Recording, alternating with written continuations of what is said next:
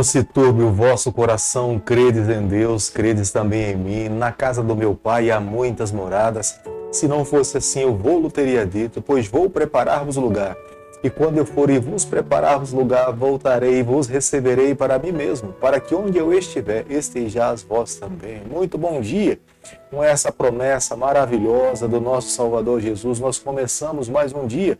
Almejamos o dia em vermos o céu se abrir, Jesus Cristo voltar, ouvirmos o nosso nome, conheceremos pessoalmente o nosso anjo da guarda e abraçaremos o nosso Cristo e viveremos com Ele por toda a eternidade. Como nós pedimos a Deus que se dê nos nossos dias esse grande evento, que nós vejamos o céu se abrir e vivamos com o nosso Deus para todo sempre. Todos os dias nesse canal nós estudamos um capítulo da Palavra do Senhor. E nessa manhã eu vou convidar você a ter nas mãos a Palavra de Deus no livro de Romanos, capítulo 2, o versículo 1. Portanto, és indesculpável, ó homem, quando julgas quem quer que sejas, porque no que julgas o outro, a ti mesmo te condenas, pois pratica as próprias coisas que condenam. Nós sabemos que o nosso Deus é um Deus de amor. As suas ações expressam o amor de Deus para conosco, porque tudo que Deus faz é para o nosso benefício. Mesmo que nós passemos por alguns momentos difíceis, o objetivo final de Deus é nos salvar. Mas jamais deveríamos nos esquecer que, da mesma forma que nós conhecemos esse lado de Deus, do seu caráter de amor, Ele é um Deus justo, Ele é um Deus íntegro, Ele é puro, Ele é santo. E algumas pessoas têm dificuldade de entender quando a Bíblia está a se referir a respeito da ira de Deus, da destruição de Deus sobre o pecado. Mas é muito real dentro da Bíblia. O mesmo Deus que nos ama será o mesmo Deus que já determinou que no juízo final, aqueles que não lhe receberam, aqueles que não lhe amaram, para proteger todo aquele que lhe aceitou, que lhe ama, Ele irá destruir todo o pecado e todos aqueles que amaram ao pecado e estão vivendo no pecado. Muitos não entendem esse ato de Deus, mas é um ato de amor de Deus para proteger todos aqueles que lhe receberam. Como nós podemos observar no versículo 1 do capítulo que nós estamos estudando nessa manhã, na epístola do apóstolo Paulo, no capítulo 2, no versículo 1, ele começa a falar a respeito dos judeus. Eles condenavam os gentios, falando que os gentios viviam no pecado, mas os próprios judeus, eles não abriram seus olhos para entender que Deus também no Antigo Testamento, inúmeras vezes, deu a oportunidade de graça para os judeus. Deus esperava que os judeus fossem a luz do mundo, o sal da terra, e eles representassem o seu nome nessa terra. Mas os judeus deram as costas para o Senhor e foi necessário que na plenitude do tempo o próprio Cristo colocasse os seus pés nessa terra, vivesse como um ser humano. Ele veio para os judeus, mas os judeus mataram a Jesus Cristo. A partir de então, as portas do Evangelho da salvação foram abertas para todas as pessoas, para todos os gentios. Todo aquele que cresce em Jesus receberia a vida, receberia a salvação. Por isso que o apóstolo Paulo começa logo a sua epístola no versículo 1 e no versículo 2, orientando os judeus, falando para eles que eles não deveriam criticar os gentios, porque os mesmos pecados que os gentios estavam cometendo, eles já cometeram no passado. E não é diferente nos dias em que nós estamos vivendo.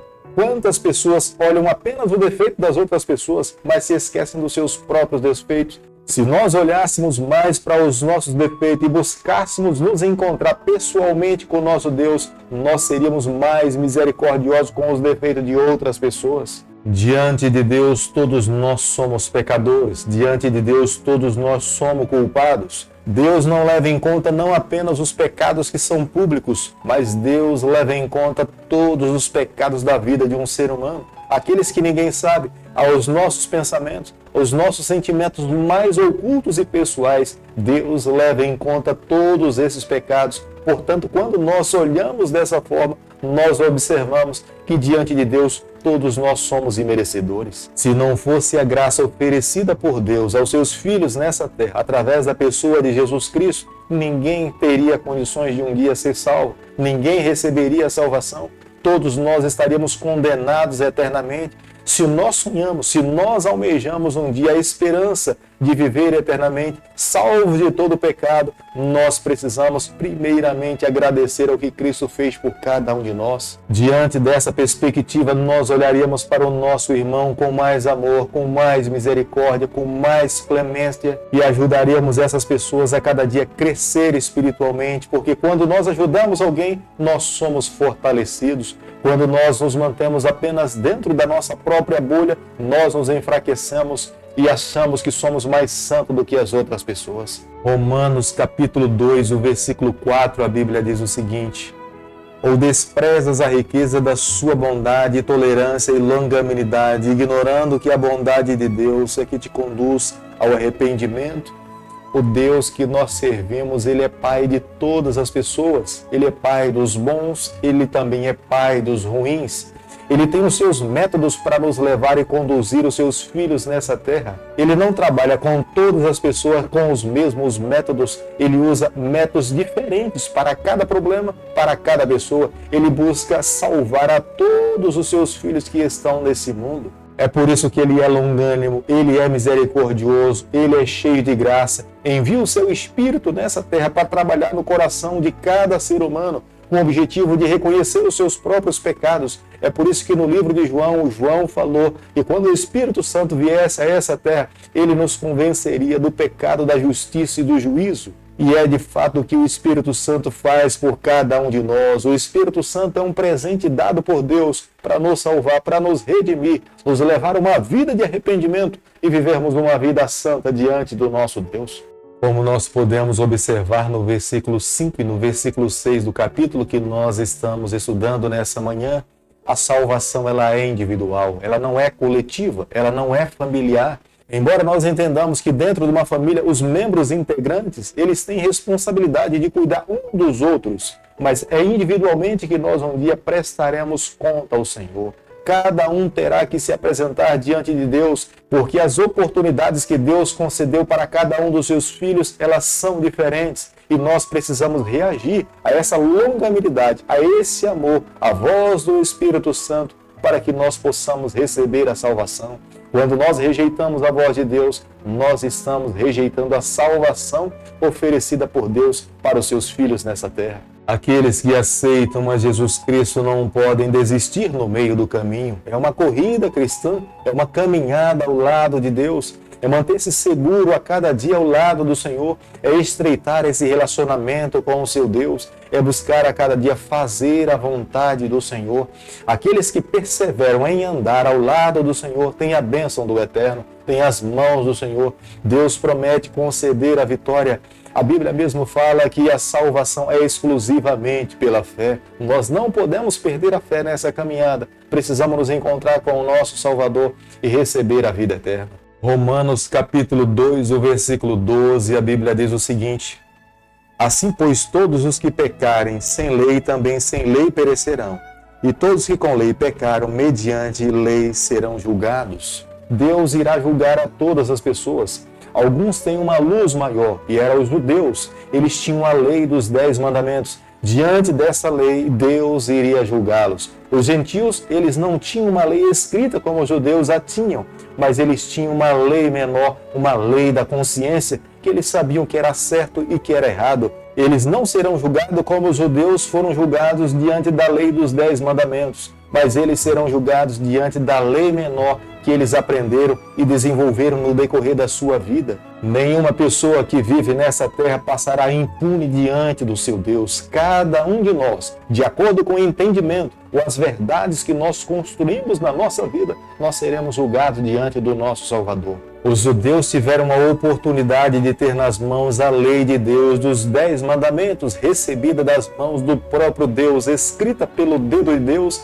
entregue a Moisés. Mas eles acreditavam que pelo fato de apenas ouvir e ser praticante da lei teórica, lhe dava o direito de receber a salvação. Mas eles estavam equivocados. A salvação nós não ganhamos pelo fato de obedecer à lei dos mandamentos. A salvação nós recebemos por uma graça oferecida por Deus através de Jesus Cristo. Aqueles que creem em Jesus Cristo recebem a salvação. E pelo fato de estarem salvos, eles buscam viver uma vida de obediência a Deus. Essa obediência que resulta no nosso coração é por amarmos a Deus, é por apreciarmos o que Jesus Cristo fez por cada um de nós, é por adorarmos a Deus que nós a cada dia queremos obedecê-lo, amá-lo e servi-lo como um servo, como Paulo estava servindo. Quando Deus entregou a sua lei para os judeus, Deus tinha um plano específico para o seu povo.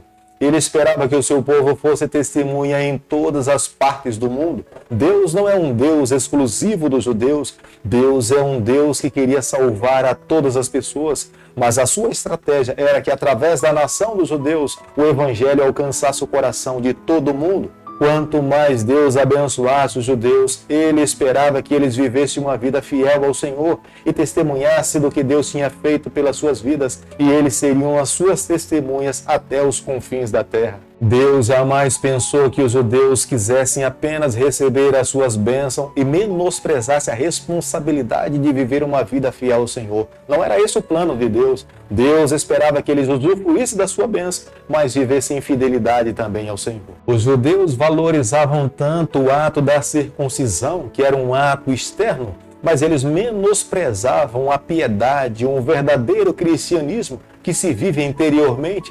Praticar as obras é o que eles faziam, mas amar aqueles que lhe ofendiam, eles não estavam dispostos a viver. Quando Jesus colocou os seus pés nessa terra, Jesus foi um exemplo para todos nós. Jesus é um modelo do verdadeiro cristão. Jesus é um parâmetro para que nós possamos alcançar a salvação.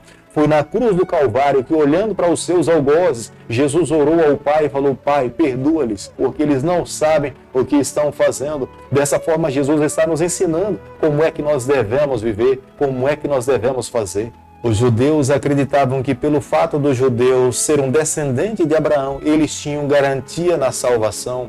O apóstolo Paulo estava declarando para eles e dizendo que não era dessa forma que eles seriam salvos. Salvação é para aqueles que recebem a Jesus. Salvação é para aqueles que amam ao Senhor.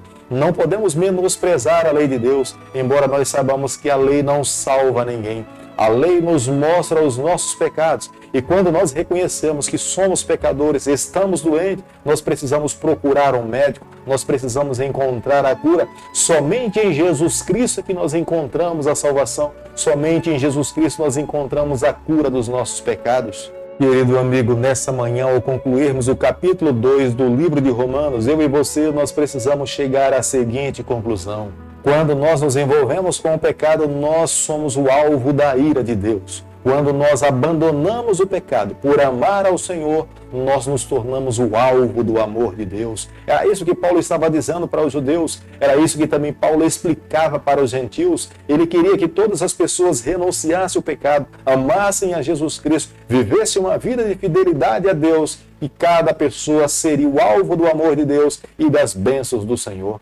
Embora Deus seja Pai de todas as pessoas, Ele é um Pai que age com justiça. Ele não passa a mão na cabeça de um filho que não lhe aceita, que não está disposto a viver uma nova vida e abandonar o pecado. A justiça de Deus irá punir esse filho, e o amor de Deus irá abraçar aquele que está disposto a renunciar à sua própria vida para viver o amor e as verdades do seu Pai. O tribunal de Deus, ele é imparcial, ele não é tendencioso, ele não é duplo, ele não favorece a ninguém, ele é justo, ele é íntegro, ele salva todo aquele que de fato quer viver uma vida santa, mas ele também irá destruir todo aquele que não está disposto a viver uma vida santa ao lado do Senhor.